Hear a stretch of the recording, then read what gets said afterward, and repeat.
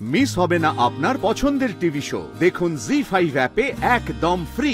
কতবার করে বারণ করলাম আপনাকে, আপনি তো শুনলেন না আমার কথা। কেন শুনলেন না বলুন তো?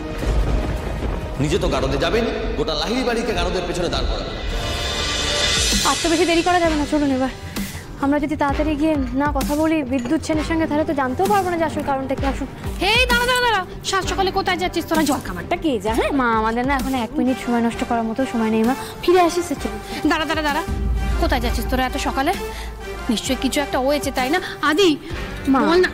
মা আগে কাজটা করে আসি মা, তারপর তোমাকে এসে সব বলবো। স্যার আসুন, স্যার আসুন। সব বলার মতো জায়গা আছে আপনার?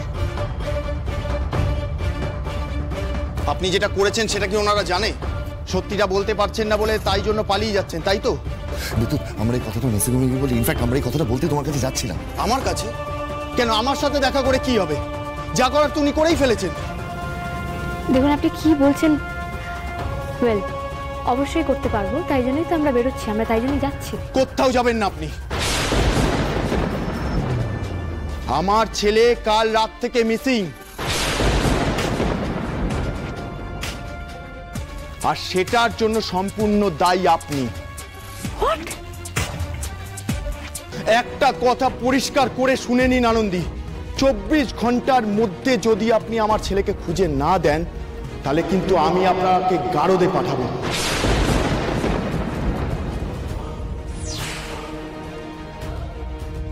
দেখি কোন লয়ার ডেকে আপনি এই কিডন্যাপ কেস থেকে বাঁচতে পারেন।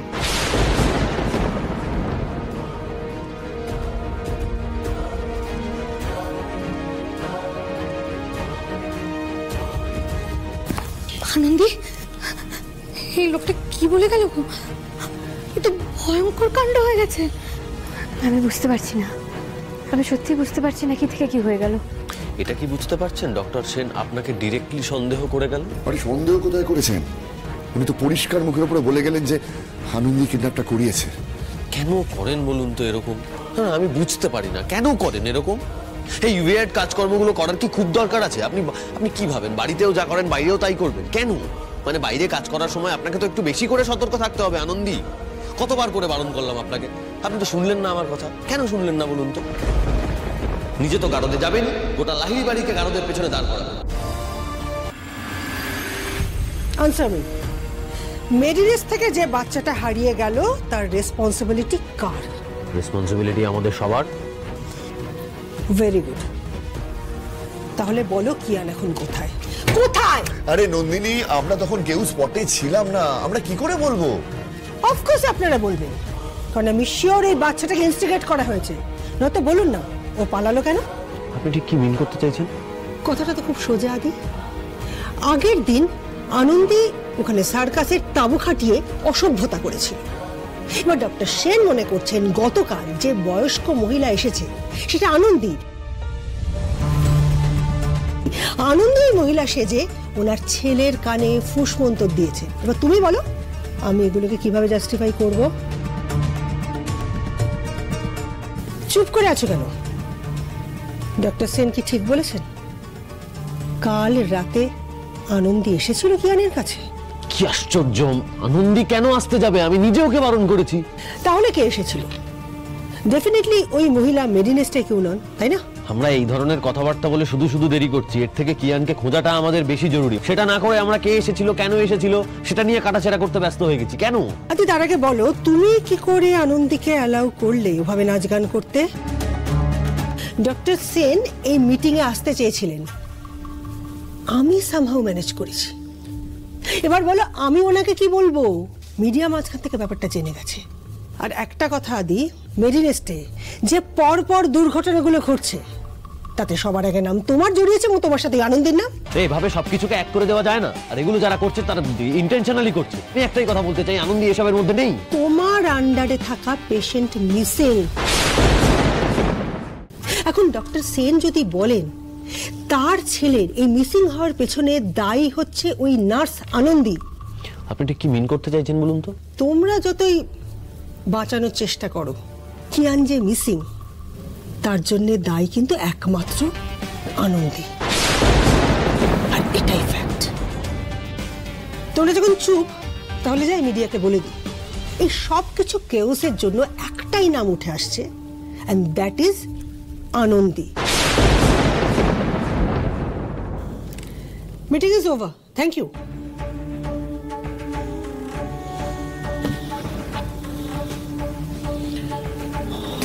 Excuse me,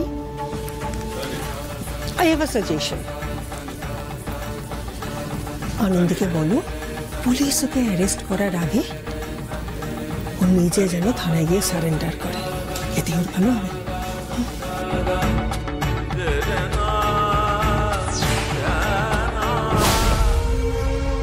sir sir sir আপনি আপনি এখানে কেন এলেন? আপনাকে তো আসতে বারণ করলাম এখানে। স্যার একটা কথা স্যার। কি কথা বলবেন আর?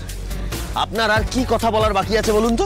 আপনি এমন একটা সিচুয়েশন ক্রিয়েট করেছেন যার জন্য আমাকে কন্টিনিউয়াসলি মিথ্যে বলে যেতে হচ্ছে। এই প্রথমবার আমি কাকুমণিকে বলতে পারলাম না যে আপনি কালকে ছদ্মবেশে নার্সিংহোমে এসেছিলেন। না পারেন, আর একটা কথাও বলবেন না আপনি।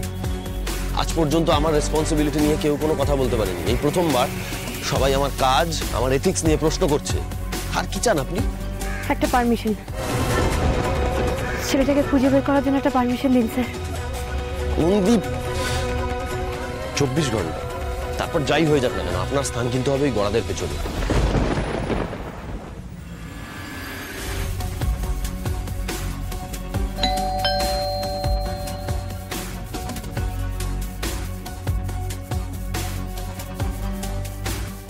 নমস্কার, আপনারা? আমরা কর্পোরেশন থেকে এসেছি, জনসমীক্ষা দপ্তর। ক্ষমা করবেন আমাকে, আমি এখন একেবারেই কথা বলার মতো অবস্থাতে নেই।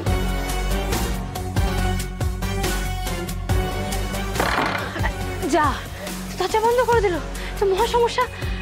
ম্যাডাম, জনসমীক্ষায় যদি আপনি নাম না বলেন তাহলে কিন্তু সরকারের খাতা থেকে আপনাদের নাম কাটা যাবে।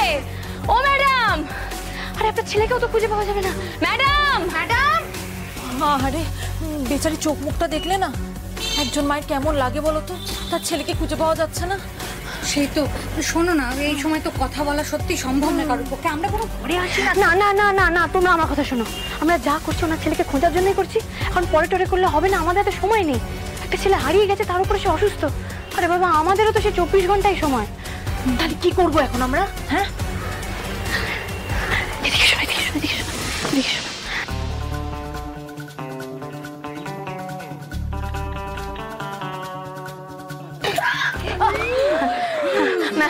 ম্যাডাম ম্যাডাম, প্লিজ দরজাটা খুলুন না ম্যাডাম, মরণ বাঁচান সমস্যা। ও ম্যাডাম, কি হয়েছে ওনার? Madam hysteria. আর বলবেন না, সংসারের হাজারো একটা কাজ, সকালবেলা রান্না বান্না করে বেরোনো, তার মধ্যেই ঠাঠা পড়া রোদে ঘুরে ঘুরে বাড়ি বাড়ি জনসমীক্ষা করতে যাওয়া। এ কি চারটিখানি কথা বলুন? তবু পেটের দায় করতে হয়, কিন্তু শরীর কি আর সেসব বুঝবে? ম্যাডাম দয়া করে ম্যাডাম এই ডাক্তারবাবুকে একটু ডেকে দিন না ম্যাডাম। একটু ডাক্তারবাবুকে ডাকুন না, এই যে ভিড়মি ছাড়বে না তো? না, উনি তো নেই, উনি তো হসপিটালে। জি5 ডাউনলোড করুন আর সব এপিসোড দেখুন একদম ফ্রি।